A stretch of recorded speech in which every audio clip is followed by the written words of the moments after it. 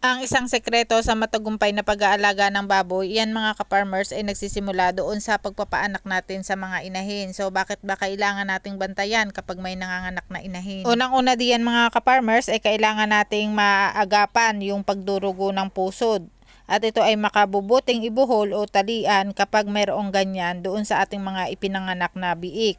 Ang hindi maayos na pangangalaga sa pusod ng biik ay maaaring maging sanhi ng navel infection at pagkakaroon ng luslos sa pusod. Ayan nga yung tinatawag sa atin na buslo. At ang sunod nga diyan ay yung pagpuputol ng pangil o yung ngipin ng mga buwik. Kinakailangan na ang mga ito ay putulin upang maiwasan ang pagkasugat at pagkasira ng suso ng inahin. Ito ay makakatulong din upang maiwasan ang pagkagalos ng katawan ng mga biik kung sila ay mag-aaway-away.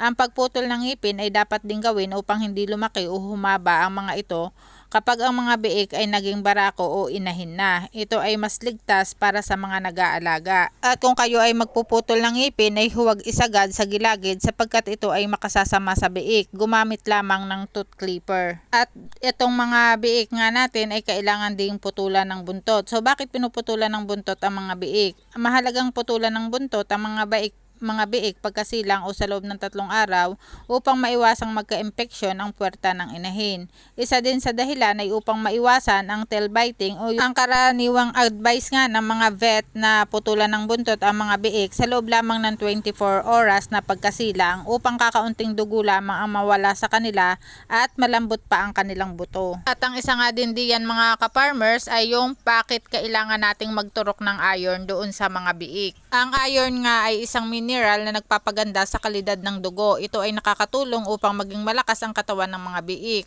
Dapat ding tandaan na ang biik ang pinakamadaling magkaroon ng anemia sa lahat ng mga hayop. Maaaring ikalagas ng mga biik ang kakulangan sa iron. Ang biik na may anemia ay maputla o madilaw yung kulay. Mabagal lumaki at makapal ang balahibo. Kung ito ay hindi maaagapan, maaaring mamatay ang biik. At ang pagtuturok nga ng iron ay 1 ml lamang kada isang biik.